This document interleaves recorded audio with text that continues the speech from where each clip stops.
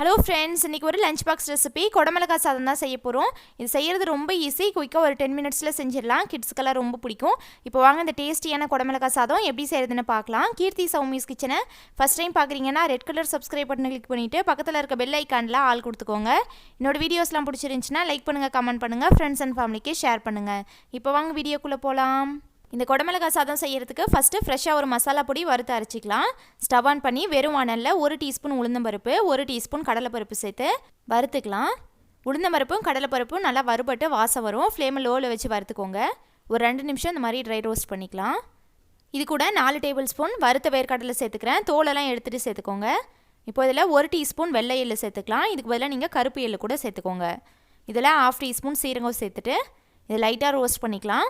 சீரகம் எல்லாம் சீக்கிரமாக பொரிஞ்சிரும் பேனோட ஹீட்லேயே, அதனால் ஸ்டவ் ஆஃப் பண்ணிவிட்டு கூட வறுத்துக்கோங்க. கருகு விட்டுறக்கூடாது.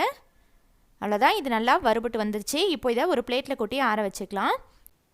ஒரு 5 மினிட்ஸ் இது நல்லா கூல் ஆகட்டும், அதுக்கப்புறமா அரைச்சிக்கலாம். இப்போது மிக்ஸி ஜாரில் நம்ம வறுத்த இன்க்ரீடியன்ட்ஸ் எல்லாம் சேர்த்துக்கிறேன்.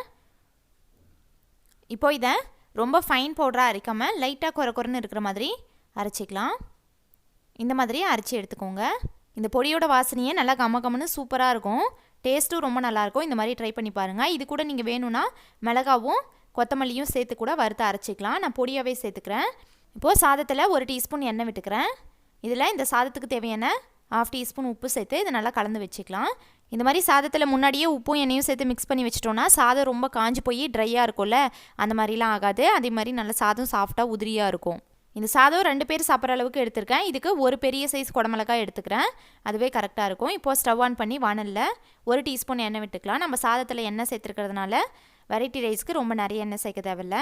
இப்போது 1/2 டீஸ்பூன் கடுகு பொரிஞ்சதும் 1 கொத்து கருவேப்பிலை, இது கூட ஒரு மீடியம் சைஸ் வெங்காயம் இந்த மாதிரி ஸ்லைஸாக கட் பண்ணி சேர்த்துக்கிறேன்.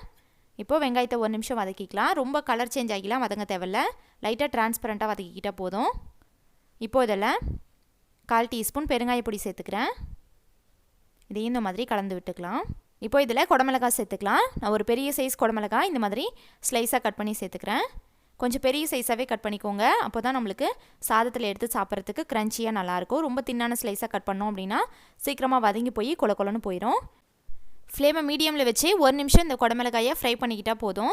ரொம்ப நேரம் வதக்கக்கூடாது, டேஸ்ட் மாறிடும், நல்லா இருக்காது. இப்போ இதில் இந்த வெங்காயம் குடமிளகாய்க்கு மட்டும் ஒரு 1/4 டீஸ்பூன் உப்பு சேர்த்து மிக்ஸ் பண்ணி விட்டுக்கிறேன். இப்போ இதில் ஒரு 1/2 டீஸ்பூன் கொத்தமல்லி தூள், 1/2 டீஸ்பூன் மிளகாய் பொடி சேர்த்துக்கிறேன். இது கூட நம்ம வறுத்து அரைச்சோம்ல அந்த பவுடர் 2 டீஸ்பூன் சேர்த்துக்கிறேன். வேணும்னா அப்புறமா சாதத்து மேலே சேர்த்துக்கலாம். இப்போ இதெல்லாம் சேர்த்து நல்லா கலந்து விட்டுக்கிறேன். இதெல்லாம் ஆல்ரெடி வறுத்து அரைச்சது தான், அதனால் பச்சை ஸ்மெல்லாம் இருக்காது. லைட்டாக மிக்ஸ் பண்ணி விட்டால் போதும். குடமிளகாவை மற்ற வெஜிடபிள்ஸ் மாதிரி ரொம்ப நேரம் வதக்கக்கூடாது. 50% தான் குக் ஆகணும். இப்போ இதில் சாதம் சேர்த்துக்கலாம். இது நார்மலாக நம்ம டெய்லியும் சாதம் செய்வோம்ல, அந்த ரைஸ் தான் எடுத்திருக்கேன். நீங்கள் இதுக்கு பதிலாக பிரியாணி ரைஸ் வச்சு கூட செய்யலாம். இப்போது இது எல்லாத்தையும் நல்லா கலந்து விட்டுக்கிறேன். மசாலா நல்லா ரைஸ் மேலே கோட் ஆகிற மாதிரி கலந்து விட்டுக்கோங்க. நம்ம சேனலில் இந்த மாதிரி நிறைய வெரைட்டி ரைஸ் ரெசிபிஸ் போட்டிருக்கோம். அந்த வீடியோஸோட லிங்க் எல்லாம் டிஸ்கிரிப்ஷனில் இருக்குது, பார்க்காதவங்க பாருங்கள். எல்லாமே ரொம்ப சூப்பராக இருக்கும், ரொம்ப ஈஸியாகவும் செஞ்சிடலாம். இது நல்லா கலந்து விட்டதுக்கப்புறமா இப்போ இதில் 1 டீஸ்பூன் நம்ம அரைச்ச பொடி சேர்த்துக்கிறேன். இதை நல்லா கலந்து விட்டு லாஸ்ட்டாக தேவைன்னா உப்பு செக் பண்ணி கொஞ்சமாக சேர்த்துக்கோங்க. அவ்வளோதான், நம்மளோட டேஸ்டியான குடமிளகாய் சாதம் ரொம்ப ஈஸியாக ரெடி ஆயிடுச்சு. கிட்ஸுக்கெல்லாம் ரொம்ப பிடிக்கும். கண்டிப்பாக இந்த ரெசிபி நீங்களும் ட்ரை பண்ணிவிட்டு ஃபீட்பேக் கமெண்ட்ஸில் சொல்லுங்கள். இந்த வீடியோ பிடிச்சிருந்துச்சுன்னா லைக் பண்ணுங்கள், ஷேர் பண்ணுங்கள்.